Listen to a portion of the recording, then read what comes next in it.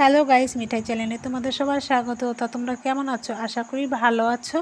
আমিও মোটামুটি আছি, খুব ভালো নেই, কারণ আমার ছেলের খুব প্রচণ্ড শরীর খারাপ। তো ও হসপিটালে ভর্তি ছিল, তা হাতে দেখতেই পাচ্ছ ওষুধ নিয়ে আমার ছেলেকে খাওয়াবো, সেই জন্য আমি রেডি করছি। এবার সকাল থেকে রান্না কাজকর্ম সব কমপ্লিট হয়ে গেছে। এবার ছেলে সামলাতে যেয়ে না ওইগুলো তোমাদের সাথে শেয়ার করতে পারিনি। তা ভাবছি দুদিন আমি শর্ট ভিডিও দিতে পারিনি।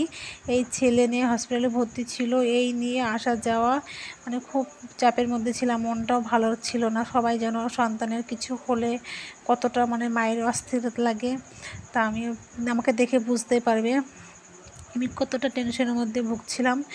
মোটামুটি এখনও পুরোপুরি সুস্থ হয়নি। ওকে কালকে ছেড়েছে, তোকে বাড়িতে নিয়ে এসছে। এবার ওকে সবসময় দেখাশোনা করতে হচ্ছে, ওকে খাওয়াই দেওয়া, চান করে দেওয়া। এবার কি বলো তো, তার মধ্যেও তোমাদেরকে একটু ভিডিও করে দেখাচ্ছি।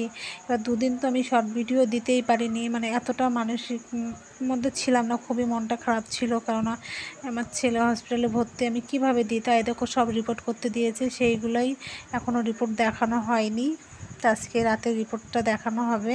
তা ওষুধগুলো খাইয়ে দিয়েছি, তারপরে চলো কি করি না করি সবটাই তোমাদেরকে দেখাবো। আর বাচ্চা তো শরীর খারাপ হলে না মনটা ভালো লাগে না গো। মনে হয় কি আর খাই না খাই সবাই সুস্থ থাকে, এটাই লাগে। আর ওয়েদারটা এতটাই বাজে, সে কিছু বলার নেই।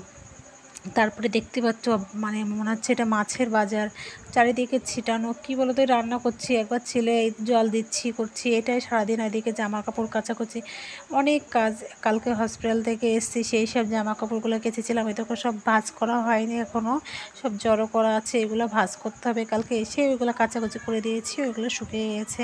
আর আমার ছেলের দেখো কী অবস্থা, ও দুদিনের শেষ, এতটা মধ্যে খারাপ অবস্থা, জ্বর, মাথা যন্ত্রণা আর বমি, এতটাই কষ্ট পেয়েছে গো। দুদিন খুব কষ্ট পেয়েছে।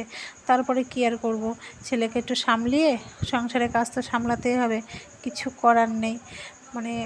এত কিছু করার পরেও যদি শোনা হয় তুমি কি করো বাড়ি থেকে। এবার ছেলের একটু শরীর খারাপ হলেও বলবে কি মায়ের দোষ। আরে মা কত দিকে সামলাবে, মা যেটুকু পারে সেটুকু তো দেখার চেষ্টা করে বলো। এবার ছেলেরা বড় হয়েছে, তারপরে তো ওরা নিজের বুঝিটা নিজে বুঝতে শিখেছে এখন। তারপরে যদি ছেলে এরকম শরীর খারাপ হয়, তাহলে আমার কিছু করার আছে? কিছু করার নেই। কিন্তু শরীর খারাপ হলেই শুনতে হয় মায়ের কথা, কি করা যাবে, আর কিছু করার নেই। তা আমি ভিডিওটা আজকে স্পিডে দিয়ে কাজগুলো সেরে নিয়েছি, কেননা সব এইভাবে দিতে গেলে না অনেক টাইম লাগতো। ওই জন্য যে বাসন মেজে আর এই জামা কাপড়গুলো আমি পুরো ভাঁজ করে নিচ্ছি। তারপরে ছেলেকে আবার চান করানো আছে, খাওয়াতে হবে। এবার বিছানাটা সকালবেলা কোনোরকম আমি পরিষ্কার করেছিলাম, তা এখন একবারে ঝেড়ে, কেন ছেলে আবার চান করে শোবে, তো ওই জন্য আমি বিছানাটা পরিষ্কার করে নিচ্ছি। তারপরে ওকে বললাম, বাবু তাহলে তুই আয়, তোকে চান করিয়ে দিই। ওই জন্য আমি ভাবলাম এই জামা কাপড়গুলো কতগুলো ছিল তোমাদেরকে তো দেখালাম, তা আমি ভাবছি এগুলো একটু গরম জল করে নিয়েছি, এগুলো ভিজিয়ে রেখে তারপর ওকে চান করাবো। চান করিয়ে ওকে খাইয়ে ওকে ঘরে পাঠিয়ে দিয়ে তারপরে আমি ঘর মুছে জামা কাপড় কেচে একবারে চান করে নেবো। একটা বাড়ি থেকে অসুস্থ থাকলে না কোনো কাজ সেই মোটোবাটা হয় না গো। সেই ধরো ওর পিছনে থাকতে আমার টাইম কেটে যাচ্ছে। আর দেখো মোবাইলটা এখানে রেখে আমি ভিডিও করছি, বারবার পড়ে যাচ্ছে। এরকমভাবে ভিডিও করতে গেলে খুব সমস্যা হয়। তাও এত কষ্ট করার পরে ভিডিও করি, ভিডিও করার পরে যদি তোমরা না দেখো তা কতটা খারাপ লাগে বলো। কি করব, কিছু করার নেই। আমার না কপালটা সব দিক থেকেই খারাপ, আমি কোনো দিক থেকেই আমি উঠে দাঁড়াতে পারি না। যেইভাবে একটু যাই হোক এবার একটু শান্তি, সেই একটা না একটা ঝড় আমার জীবনে চলে আসে। আর আমার ছেলেটাকে নিয়ে আমি হওয়ার পর থেকে এই পর্যন্ত এত বড় ছেলে হয়ে গেছে, এখনও পর্যন্ত আমি শান্তি পেলাম না। আজ এটা কাল সেটা লেগেই আছে জানো। কি করব, কিছু করার নেই। এইভাবে আমার জীবন কাটাতে হবে। দেখি ভগবান কতদূর নিয়ে যেতে পারে। এগুলো খাই না খাই সবাই যদি সুস্থ থাকে না ভালো লাগে বলো। কি করব, কিছু করার নেই। আমারও হয়তো কপালটাই খারাপ, এত কিছু করার পরেও কারো কাছে নাম পাই না। যাক, কিছু করার নেই। একটু মনের কথা তোমাদের সাথে খুলে বললাম। আর মিঠাই দিদিকে তোমরা একটু সাপোর্ট করো, এইটুকু চাওয়া, আর কিছু না। কী বলো তো, আমি যদি সব দিক থেকে আমি যদি এইভাবে ভেঙে পড়ি তাহলে আমি কী করে হবে বলো? তোমরা যদি আমার পাশে থাকো না, আমার অতটা কষ্ট হবে না। তারপরে দেখো সব কাজ সেরে আমি চলে এসেছি একবারে চান করে তোমাদের সামনে। তাই দেখো কপালে না একটা কি ফোট মতো হচ্ছে না, খুবই ব্যথা।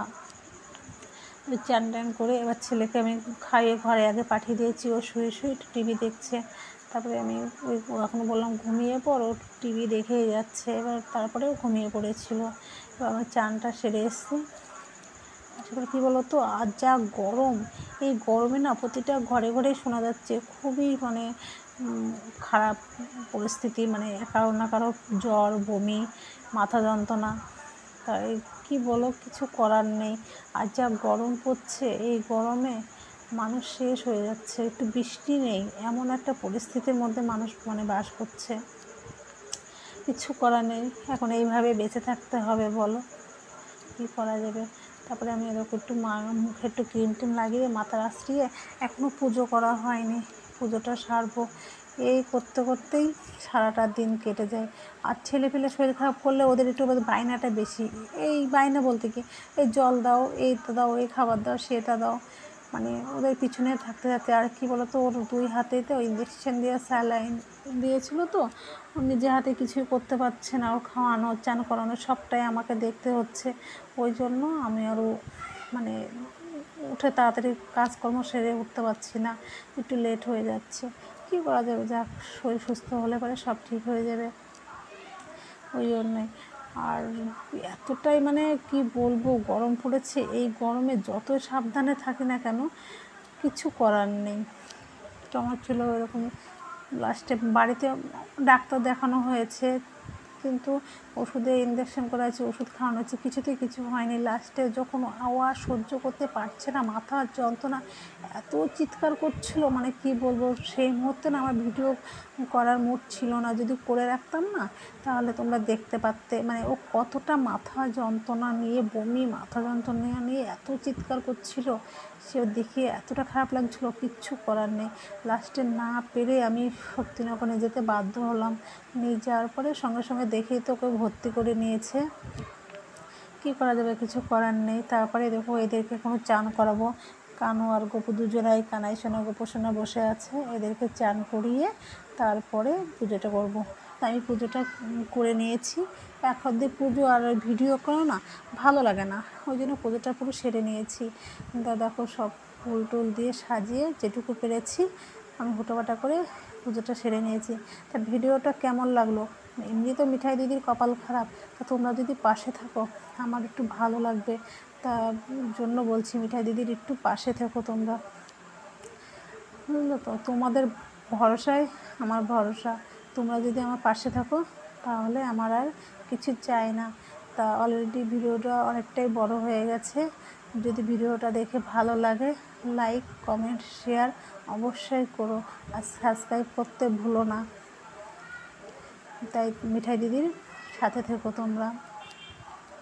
আর এদিকে আমি একটু ভিডিওটা ওদের দোল খাওয়াচ্ছিলাম, তাই সেটাই তোমাদেরকে দেখালাম। বেশ ভালোই লাগে বলো, এদের নিয়ে আমার সময় কেটে যায়। তো কী করবো, হরে কৃষ্ণ, রাধে রাধে।